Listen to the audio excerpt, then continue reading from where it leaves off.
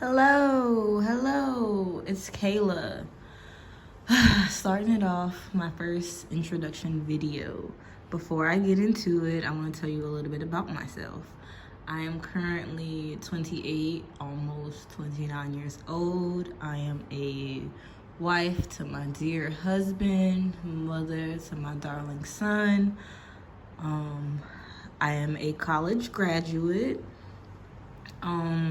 I studied the sciences, but I actually ended up doing an alternative path and becoming a teacher.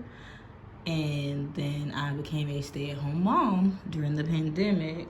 Well, prior to a stay-at-home wife and then a stay-at-home mom.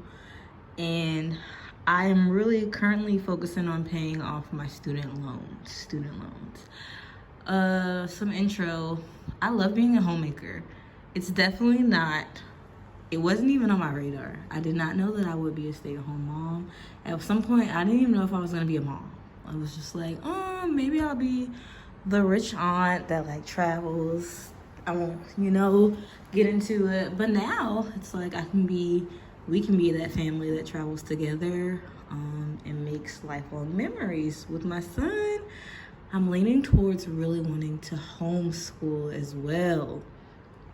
Trying to get dear husband on board with that. We are both products of the public school system. He went to all in the same city, all of his education. I did attend private school at some point, and I did attend magnet schools. Something else about us. Yes, we are homeowners. My dear husband purchased a house prior to our marriage, but there is a mortgage attached to it. It's not part of my debt-free journey.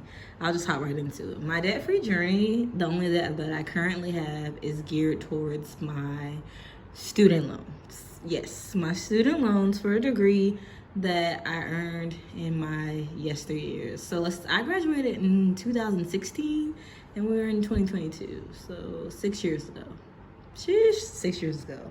I took out my first student loan in 2011. That's the year I graduated high school. I went straight to college. I didn't have a gap year or anything like that. In hindsight, I probably could have benefited from it. It would have been time, and we're just fully getting into the student loan debt confession. It would have been time to save some money up because I did not have any money saved when I graduated to go towards my college, and my parents were responsible for 5 children combined. I am a part of a blended family, so I already knew that they weren't going to be able to help me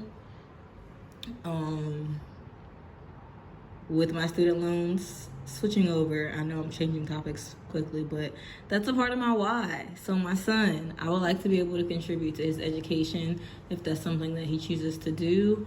I would like to, even if he wants to start a business, if he wants to go to trade school, if he wants to go to community college, I'm really encouraging it. If he wants to go to university, if he wants to go other avenues. I'm not gonna lie, there are some avenues that I won't support just because that's my baby, and I'm not, I have family who have served in the military, so I definitely respect and admire, and it's honorable, and for some people it can be a great career. For me, it wasn't, and people encourage that as an option, as a way to not incur student loan debt. Shout out to my god brother. He went to the military and now he is pursuing college after, and he's not going to have to pay for it. They're going to be paying him. Whoop whoop. Shout out to you. I'm not going to say his name, protect his privacy, but for my god brother, my godfather served, my father served, my biological and my real dad, both of them served.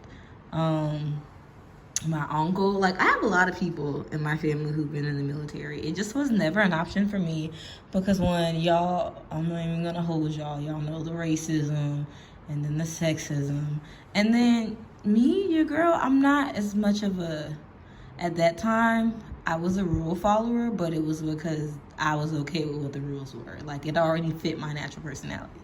So moving forward, the moral of that is I would like to be able to support our son financially. My husband has his own views and opinions, and maybe I'll have him on here to tell what they are, but that's how I feel about it. I want to give him a Life Start kit for him to be able to, have a a good start to not necessarily struggle. There are things, that we may not want to assist them with, but I want to be able to help them with that. So moving back onto the topic. Sorry about that.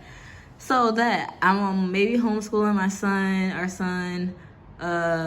My husband travels currently for his job, and we do travel with him majority of the time. So we travel as a family for his job, but I would like to do a little more traveling to places we want to go. We got into hiking, so it'd be cool to check out some different national parks. As well as we're going on some cruises that we've already scheduled. So I am the person who's traveling during a debt payoff. Like, that's just what it is. I can already put it out there. I'm Dave Ramsey-ish to an extent. For savings, he recommends $1,000, $500 if you have a lower income. But I just went ahead and did the $1,000, and that's where it's sitting at. I am aggressively paying off that, but I do want to acknowledge that I am in a different situation than most people because I do have a spouse who's on board with supporting me throughout my debt payoff journey. I am gonna try to side hustle, but it's hard, y'all. Like, I'm getting into the swing of becoming a new mom. I guess, am I still a new mom? He's a year and a half. It's still all new. Like, I've never done this before. It's new to me. It's new to me. So let's just hop into these loans.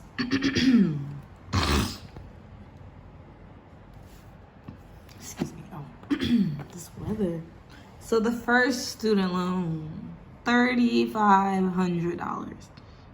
And they all have varying interest rates from as low as 3% to as high as 6% at one point, because this isn't current. This is at the start. So the second loan, and these are all federal, through the federal government. I was blessed to never have to take out any private student loans, mainly because I knew my parents weren't going to co-sign at the time. Even then, I don't remember being upset. I think my parents say I was, but I'm so practical. It was kind of like, yeah, I get it. Because if I don't, for some reason, I'm not able to pay it or things don't work out. Because at that point, I had started paying my own car insurance and my phone bill, paying for, like, my clothes, pretty much all of that by my senior year of high school. I was working a part-time job and going to school, and all throughout college I worked part-time, if not nearly full-time hours, pretty much, definitely for sure full-time when I was not in school in the summer semesters. But sometimes I tried to take classes in the summer at the local community college to save money. All right, moving on to the next one. $4,500 loan. Okay.